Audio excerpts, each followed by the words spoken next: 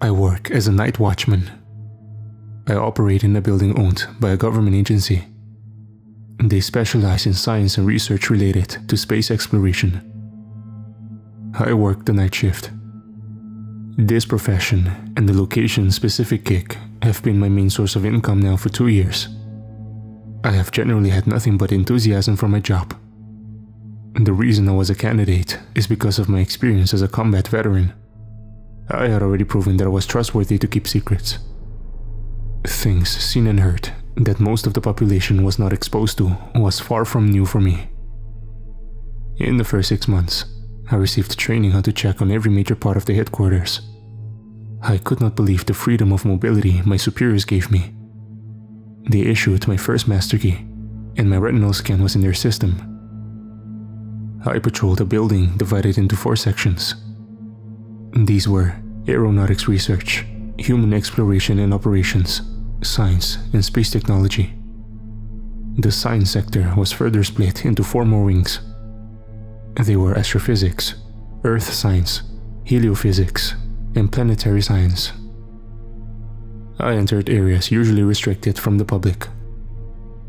I signed non-disclosure agreements, swearing the utmost confidentiality. After these steps, I could go anywhere on the property.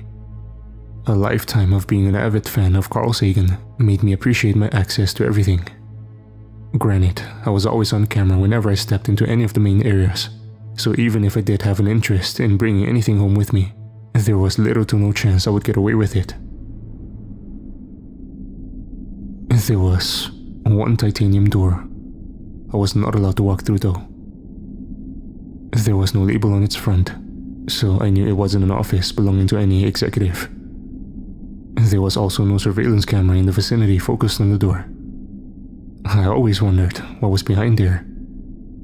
I can remember asking my trainer what the room held, and he moved on to a different topic.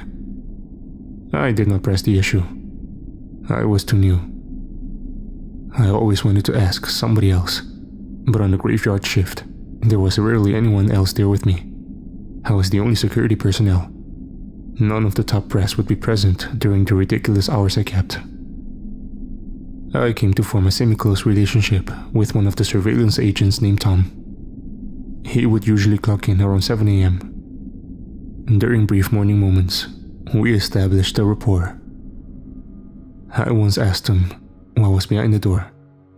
I even had Starbucks delivered in an attempt to bribe him. It was once used as an archive of various life forms found in the ocean. He said with a shrug. Not completely sure. It's used for discarded down parts that engineering has no use for it anymore, if I had to guess.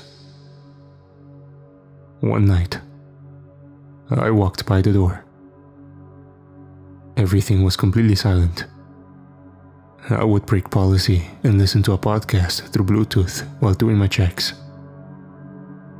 On this particular night, I was enjoying nothing more than the sound of my footsteps as I paced the halls. That was when I heard a scream. I slammed my fists on the door. I announced myself as trained if they needed help. Everything became quiet again. I contemplated what I should do. Giving my director a call and asking for further guidance was a surefire way to irritate him. Still, my conscience did not tolerate the notion of ignoring a cry for help. My mind always went to the worst case scenario. I retrieved my phone and called someone of higher rank. At first, he listened to my recounting. Once I gave him the geographical location of the entranceway, his tone changed. He became dismissive. It's creaky pipes, he said. Put in a work order for the maintenance team to take a look at it in the morning. My curiosity would not go away. I wondered if detainees from foreign lands were there, or it was something far more insidious than even I could imagine. My paranoia only grew. One morning when Tom walked in, I pulled him to the side. We spoke in a vestibule which led to a computer room. Part of my job consists of taking out the trash from every office during my shift. I said, "There's been many times that I've noticed that your wastebasket is empty. And I know it's not for the lack of paperwork you do. I know you've been stealing some files. I usually look the other way because I want to give you the benefit of the doubt. And I respect you." He looked at me with a dumbfounded expression. He tried to utter something around a bunch of nervous stutters. I interrupted him and continued. "The door that no one seems to know anything about has some sort of very real significance. I also don't believe that there are no surveillance cameras in that hallway. I think it's hidden. If that's the case, I need you to secure it for when I enter it tonight. I need your help getting a master key to it, which I know you have. If you don't, then I'll report my findings." My blackmail worked. He slipped me a key with a handshake later on in the morning before I left for home. I had every intention of using it as soon as I could. I waited until the dead of night. The middle of my shift was the prime hours for isolation. I would exploit the lack of oversight on my shift. I took unusual routes to get to the door. I knew the action I was about to take could cost me my job. It seemed like the right thing to do. I slipped the card into the motion sensor. It blinked red at first, and then turned a bright green.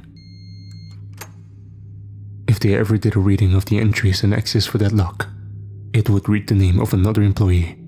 I knew it wasn't my friend Tom's.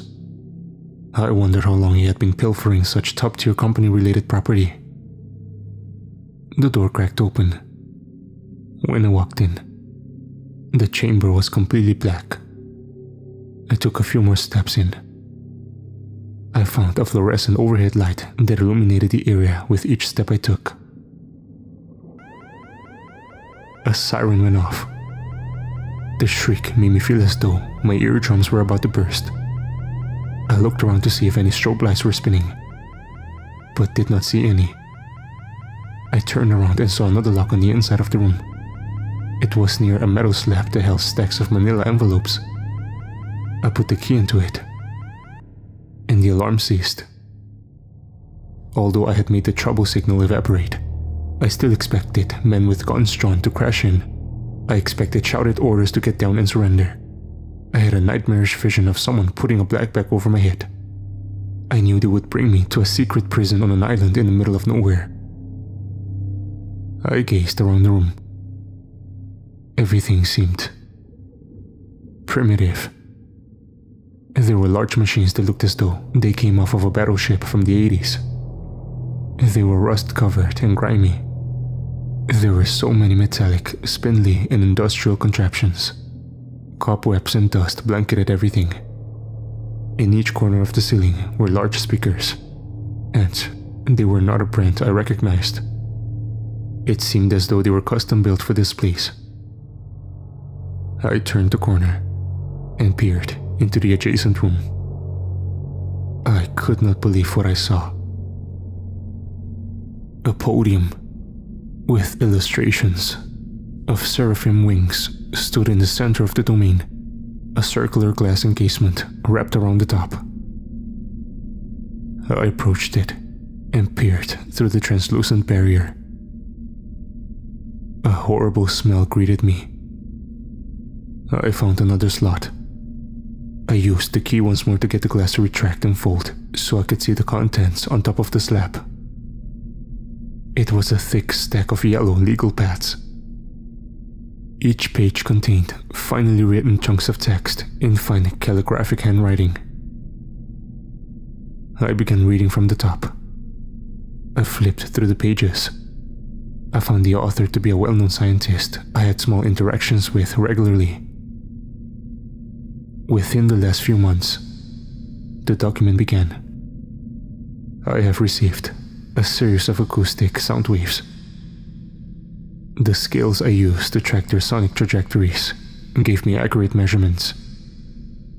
I have determined that it comes from the asteroid Icarus. These readings make it even more difficult to capture. Their erratic and unpredictable distances are challenging. They formulated actual syllables, albeit unfamiliar ones. Their sound was guttural and diaphragmatic. There was a strange aggressiveness to the vocal cord projection. I transcribed each one painstakingly. I ran everyone through an archived database to see if there were any matches. My decision to do so was random and experimental with the lowest of expectations. What I discovered is they did form a language from here on Earth. It was one created by English Renaissance occultists John Dee and Edward Kelly. I gulped before I continued to the next paragraph. Very little fazed me, but something about the paranormal always left me uneasy. The tellings of jinn and ghosts in Afghanistan resonated with me. So did the evidence of curses after hard-fought battles which desecrated sacred sites. When translated, the text is cohesive in its narrative form. It follows a linear structure and manages to be comprehensive. It tells a very familiar tale for anyone who ever went to Sunday school. It is a first-person perspective story about an entity that claims to be a fallen angel. The angelic creatures, benevolent or malevolent, ended up exiled from their original galaxy. They stress the pure destructiveness of their power. They compare their threat level to Luciferian influence. I continued flipping through the pages. There was a variety of strange charts and glyphs scattered throughout. I went down to open one of the cupboards at the bottom of the podium and knocked the whole thing over. The scientist's body lay there in a crumpled position. His innards seeped out of his stomach. The carvings on his flesh resembled angel wings.